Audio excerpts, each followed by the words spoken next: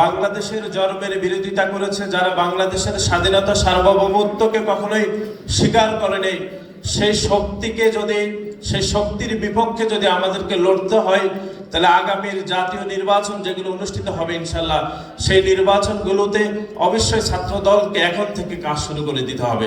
যে আমরা হয়তো ব্যাপক সংখ্যাগরিষ্ঠতা নিয়ে সরকার গঠন করেছি, কিন্তু একই সাথে এটিও আমাদেরকে অত্যন্ত গুরুত্ব সহকারে ভবিষ্যতের জন্য অনুধাবন করতে হবে যে যারা এই দেশের স্বাধীনতা সার্বভৌমত্বের জন্য যারা বিরোধিতা করেছে, যারা এই দেশের জন্মই দেখতে চায়নি, তারাও কিন্তু 32% ভোট পেয়ে গিয়েছে যেভাবে হোক।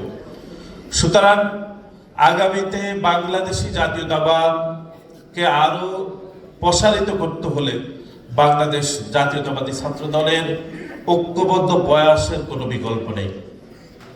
আপনাদেরকে স্মরণ করে দিতে চাই, এই দলটি যখনই প্রতিষ্ঠা হয়েছে, এই দলের এত বিস্তৃতি, চতুর্থবারের মতো রাষ্ট্র ক্ষমতায় আন্দোলন সংগ্রাম সকল কিছুই কিন্তু বাংলাদেশ জাতীয়তাবাদী ছাত্র দলের হাত ধরেই হয়েছে।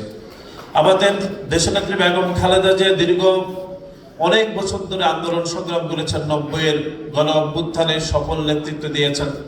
সেই আন্দোলনও বাংলাদেশ জাতীয়তাবাদী ছাত্র দল দেশনেত্রী বেগম খালেদা জিয়াকে সে আন্দোলনে সফল হতে সর্বোচ্চ সহযোগিতা করেছে।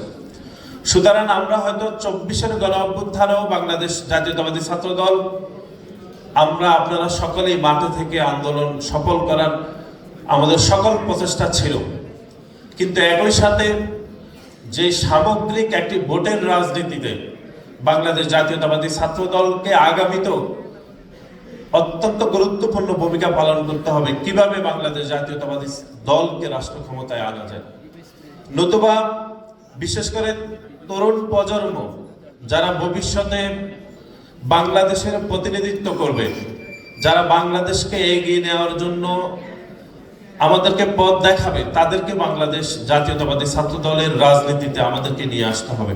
সেজন্য আজকে এখানে যারা আলোচক, বিশেষ করে আমান এবং শ্যামল মালুম যেটাই বলেছেন যে একটি ইতিবাচক রাজনীতির আর কোনো বিকল্প নেই, এবং যারা